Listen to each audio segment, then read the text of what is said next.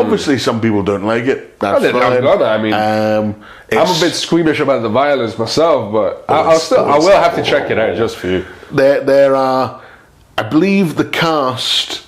There were about 100 people, including all the extras, and the death count is just out of this world.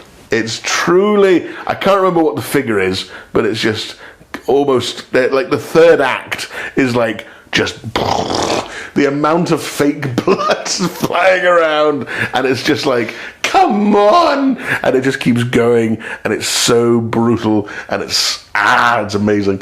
No, I mean, in a weird way, I'm actually genuinely fascinated by it because I'm curious where they're gonna take it. Yeah, well, that's it.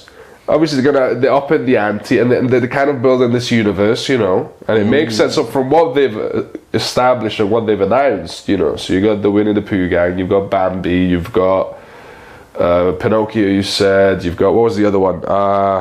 Cinderella, Peter Pan.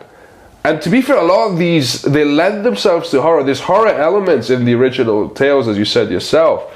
So it's gonna be interesting on what they can actually do with it. And is it just gonna be gore and mayhem and nonsense, or will they find a way to get some sort of perspective into it as well, or a point of view? Well, and I don't. Does it even need a point of view? You know. Yeah, I will. The story in number 2 is much better than number 1 because number 1 didn't have a story really, in so much. But number 2 is very good. It goes into really good detail about the characters and the origins. Simon Callow is in the film. Like, do you know Simon Callow? I'm thinking Simon Cowell.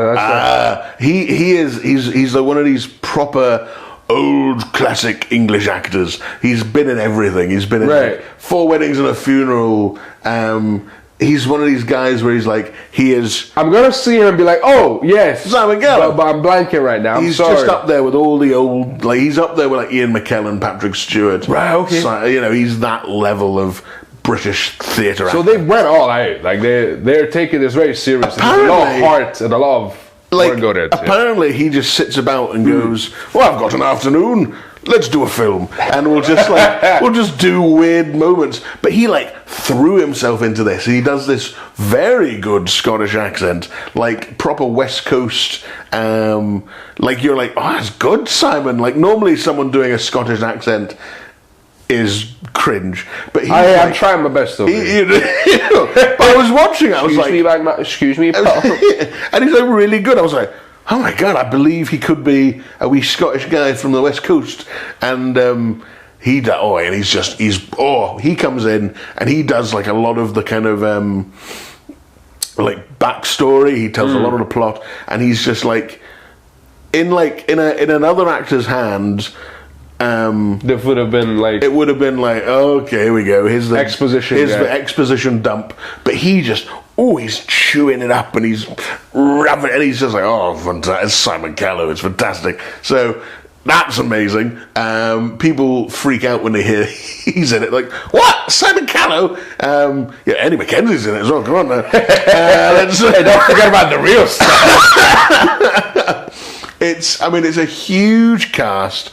Everyone was really cool. The team behind it, like the creative people, just insane. The stuff, the cinematography, like there are moments in it where you're like, you can't believe what you're watching some of the time. Like the shots and like the lighting. It's very. You know what? You sold me on it. I am going. When it's gonna come out, I'm gonna go and watch it. And this is what the majority of the reviews are. They're like, how is it this good? What have they done? And it's just, they had more money and they were able to do what they wanted to do because the talent was there. Like in the first film, I watched the first film with my flatmate after I got casted, and I hadn't seen it before. And he's a photographer, and he kept commenting on the lighting in the first film and how like stunning the lighting was. So even in the first film, with like micro budget, they still were pushing what they could do. And this film, Blood Money 2, it's beautiful. And I don't just say that because I'm in it. I've been in a lot of stinkers. And Name a couple. And I've done so many like wee student films over the years that have never seen the light of day. Man needs the footage, you know, like. And you do them because it's your friends and you want to get the footage and all that. And half the time you don't even see the film and you're like, okay, cool. But yeah, Blood Money 2 is a lot of fun. And it's just been the weirdest experience, all in all, just since getting cast and being part of this world. It's just crazy.